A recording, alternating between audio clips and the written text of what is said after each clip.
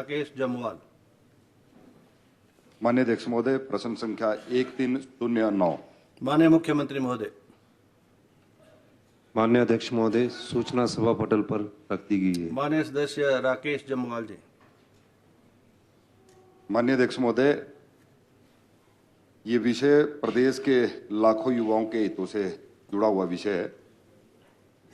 11 दिसंबर को सरकार बनी, 21 फरवरी को अधीनस्थ सेवा चयन बोर्ड को भंग कर दिया और उसके बाद 4 अप्रैल 2023 को दीपक सानंद जी सीनियर रिटायर्ड आईएएस ऑफिसर, उनकी अध्यक्षता में कमेटी का गठन किया गया। माननीय मुख्यमंत्री जी ने कहा कि 3 महीने में रिपोर्ट आ जाएगी, फिर उनको फिर एक्सटेंशन दी गई, क्योंकि ये प्रदेश के लाखों युवाओं के हितों से जुड़ा हुआ प्रश्न है। मैं माननीय अध्यक्ष महोदय आपकी माध्यम से जानना चाहता हूं माननीय मुख्यमंत्री से, क्या ये डिलेइंग टैक्टिस है कि जो युवा ओवरेज होने की दहलीज पर हैं, जिन लोगों के रिजल्ट पेंडिंग है, जिन लोगों को उम्मीद है कि हमारी भर्तियां होंगी, क्या ये दीपक सानंद कमेटी की फाइनल रिपोर्ट आ गई कि अभी भी कुछ आना बाकी है? क्योंकि 14 महीने तो सरकार को हो गए और उसके साथ सरकार ने एक राज्य चयन आयोग भी बना दिया, लेकिन मुख्यमंत्री जी ने कहा कि अब ये जल्दी से जल्दी काम करना शुरू कर देगा। माननीय अध्यक्ष महोदय, सरकार 5 साल के लिए चुनी जाती है और अंतिम वित्तीय वर्ष में तो वर्तमान की सरकार ने सिद्ध कर दिया कि कुछ नहीं होगा।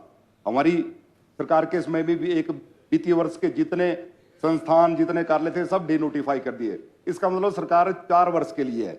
14 महीने सरकार के चले गए और अभी कमेटियां गठित की जा रही है, हर मामले में कमेटी, सब कमेटी। ये माननीय अध्यक्ष महोदय प्रदेश के नौजवानों के भविष्य के साथ खिलवाड़ सरकार कर रही है। मेरा प्रश्न ये है कि क्या दीपक सानंद कमेटी की फाइनल रिपोर्ट आ गई है कि अभी भी कुछ बाकी आने को है? एक। दूसरा, राज्य चयन आयोग जो आपने बनाया, उस पर कब आप चेयरमैन लगाएंगे? कब उस आयोग के माध्यम से प्रदेश के युवाओं को भर्तियां होना जो है शुरू होगी? मैं ये माननीय मुख्यमंत्री से जानना चाहूंगा। माननीय मुख्यमंत्री।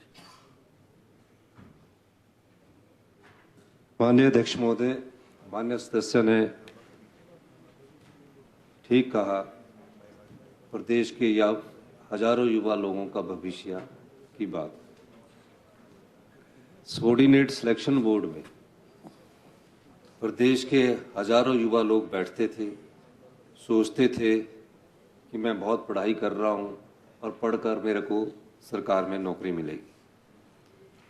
26/12/2022 को मेरे ध्यान में जब ये मामला आया और हमने विजिलेंस जांच बिठाई और उस आधार पर पता लगा कि पिछले कई वर्षों से ये गोरख धंधा सबॉर्डिनेट सिलेक्शन बोर्ड में चल रहा। कितने युवा थे जिनको धोखा दिया गया, जो योग्य थे, और जो योग्य नहीं थे वो पेपर लीक होने के बाद वो पेपर में सिलेक्ट हुए जाते थे। अभी भी कुछ एफआईआर दर्ज हो रही है। हमने उन युवाओं को धोखे से बचाया जो पेपर बेचे जाते थे जिनको, और जो लोग नौकरी लग जाते थे। हमने सबॉर्डिनेट सिलेक्शन बोर्ड को भंग कर दिया और हमने सानंद कमेटी रिपोर्ट बनाई और कहा कि पूरा पारदर्शिता से काम होना चाहिए। ये ठीक कहा कि 3 महीने की हमने उन्हें समय अवधि दी, लेकिन जब वो बैठकें हुई, आरएमपी रूल्स देखेंगे तो और समय हमें बढ़ाना पड़ा और समय हमने बढ़ाया। अब राज्य चयन आयोग का गठन कर दिया गया और राज्य चयन आयोग का गठन करने के बाद उसमें चेयरमैन की पोस्ट क्रिएट करके उसमें इंटरव्यू स्टार्ट करने की प्रक्रिया को शुरू किया जा रहा है। 3-4 साल से ये आपके पेपर जो सबॉर्डिनेट सिलेक्शन बोर्ड में होते थे वो सब हाई कोर्ट और सुप्रीम कोर्ट में थे। आज जेईआईटी के जो पेपर है, जो बच्चे बैठे हैं, वो 2020 का, मेरे समय का नहीं। हम तो समस्या का समाधान कर रहे हैं। हम हर चीज में समाधान करना चाह रहे हैं। हम कैबिनेट की सब कमेटी इसीलिए बनाई है कि 1 लाख कुछ लोग बैठे, उसमें सिलेक्ट हुए 1800-1900 के लगभग। अब उसमें से भी 10-12 लोगों को पेपर लीक करवाए गए हैं। उसका समाधान ढूंढ रहे हैं। हम उनका भला चाहते हैं, कोई ओवरेज की बात नहीं। जहां हमें तो 1 ही साल हुआ है, एक साल में अगर कहीं हमारी जो नियुक्तियां होनी है वो चल रही है, फिर हमने क्या किया कि ये नियुक्तियां करनी जरूरी है। हमने पब्लिक सर्विस कमीशन को ये जो नियुक्तियां उसके बारे में हमने उनको लिख दिया और वो नियुक्तियां कर रहे हैं। तकरीबन 2-2.5 हजार नियुक्तियां तो इसी साल हमने कर दी है, जिनकी अपॉइंटमेंट लेटर इस अप्रैल में हम उनको जारी कर देंगे और उनकी नियुक्तियों के रिजल्ट भी निकल चुके हैं।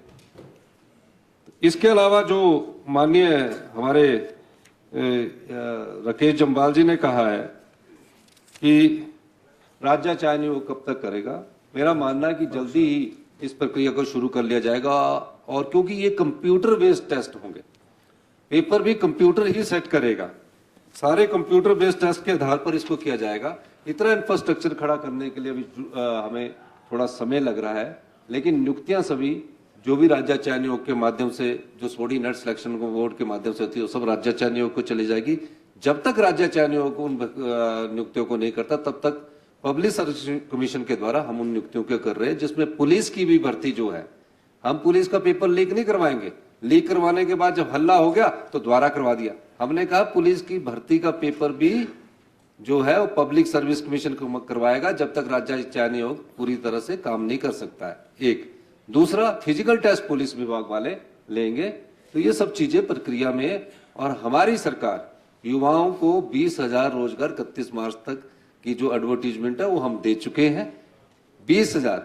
और कई बार आपके विपक्ष के नेता बोलते हैं यहाँ कि 1 लाख रोजगार की किस किताब में लिखा है? हमने बोला 1 लाख रोजगार 1 साल में उपलब्ध करवाएंगे। रोजगार सरकारी नौकरी नहीं होता, उसे काम देना होता है। तो ये भी मैं डिफाइन कर देना चाहता हूं। तो हमारी सरकार युवाओं के लिए स्वरोजगार की तरफ भी बढ़ रही है। हम युवाओं को स्वरोजगार भी बढ़ाना चाहते हैं। जो माननीय हमारे कंप्यूटर माननीय सदस्य ने कहा है, हम कंप्यूटर बेस्ड टेस्ट करवाएंगे जो राज्य चयन होगा, और कंप्यूटर बेस्ड पेपर भी सेट करवाएंगे। यही मैं कहना चाहता हूं। बहुत बहुत धन्यवाद। माननीय राकेश जम्वाल जी, माननीय अध्यक्ष महोदय, मैं ब्रीफ एंड शॉर्ट टाइम। माननीय मुख्यमंत्री से जानना चाहता हूं कि ये विषय राजनीतिक स्कोर सेट करने का नहीं है, इसके लिए अनेकों मामले हमारे पास हैं। ये प्रदेश के युवाओं के हित के साथ जुड़ा हुआ प्रश्न है। हमारी चिंता हम सदन में यहाँ पर हैं। हमको हर रोज वो नौजवान मिल रहे हैं सड़कों पर, चौड़ा मैदान में धरने पर नौजवान बैठे हैं। आपने कहा कि विजिलेंस जांच हुई, पिछली अधीनस्थ सेवा चयन बोर्ड में अनेकों प्रकार की धांधलियां हुई, उसमें आपने ये भी कहा कि बहुत से राजनीतिक लोगों का संरक्षण था। माननीय मुख्यमंत्री जी, कितने राजनीतिक लोगों के ऊपर जो है इसमें FIR हुई, थोड़ा ये भी स्पष्ट करें। एक, और आपने कहा कि कंप्यूटर बेस्ड टेस्ट होगा। कहीं पर आप कोई 1000 पोस्टें निकालते हैं, उसके लिए 40,000 एप्लीकेंट अगर आते हैं, क्या प्रदेश की ऐसी व्यवस्था है कि 40,000 बच्चों का आप कंप्यूटर बेस्ड टेस्ट करवा पाएंगे?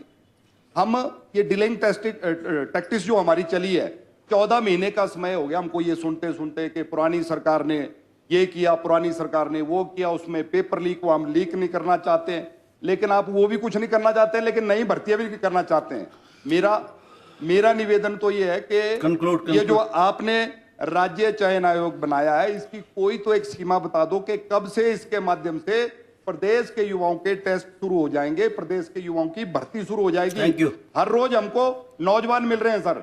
माननीय अध्यक्ष महोदय, मैं माननीय मुख्यमंत्री से यही कहना चाहूंगा कि प्रदेश के युवाओं को हित को ध्यान रखते हुए, क्योंकि ये हमारी घोषणा नहीं, आपकी घोषणा है। आपने कहा था कि 1 साल में 1 लाख युवा, 5 साल में 5 लाख युवाओं को हम चलिए राकेश जी, देंगे। चलिए। रोजगार नहीं, नौकरी कहा था, उसका वीडियो भी हम बता सकते हैं आपको। आपने भी कहा, उप मुख्यमंत्री ने भी कहा, आपके दिल्ली के नेताओं ने भी कहा। सप्लीमेंट्री, इसलिए माननीय मुख्यमंत्री आप स्पष्ट करें। प्रश्नकाल समाप्त। माननीय मुख्यमंत्री बोलना चाहिए आप? वैसे समाप्त हो गया टाइम। माननीय मुख्यमंत्री जी, हम युवाओं का ही ख्याल रख रहे हैं, आपकी तरह नहीं रखा कि पेपर करवा दिया और कोर्ट में लटका दिया। और जहां तक कंप्यूटर बेस्ड की बात है, इंफ्रास्ट्रक्चर को खड़ा किया जा रहा है, ऐसी ही बात नहीं है कि क्यों नहीं करवा सकते, लेकिन युवाओं के साथ धोखा ना हो, ये हमारी सरकार की कमिटमेंट है। पेपर लीक जैसा भ्रष्टाचार दोबारा ना हो, सबॉर्डिनेट सिलेक्शन बोर्ड भ्रष्टाचार का अड्डा ना बने। ये तो आंखें बंद करके सोए रहे हैं। अभी थोड़ा और इस निश्चित तौर पर इसी बेस पर के आधार पर नहीं, एक मैं आपको कहना चाहता हूँ, इसी वर्ष में हम ये सारे टेस्ट करवाएंगे। और दूसरी बात, जो पेपर लीक की बात है, लोकसभा पब्लिक सर्विस कमीशन हमारी भर्तियां शुरू कर चुका है। कुछ दिनों में एडवर्टीजमेंट आने वाली, इसी सदन की जब तक सभा हमारी मीटिंग खत्म होगी, विधानसभा खत्म होगी, कहीं भर्तियां निकलेगी। निश्चिंत रहिए, आपकी तरह आंखें बंद करके सोए नहीं रहेंगे। हम युवाओं के भविष्य को सुरक्षित करेंगे। धन्यवाद। हाँ। आइटम नंबर 2 कागज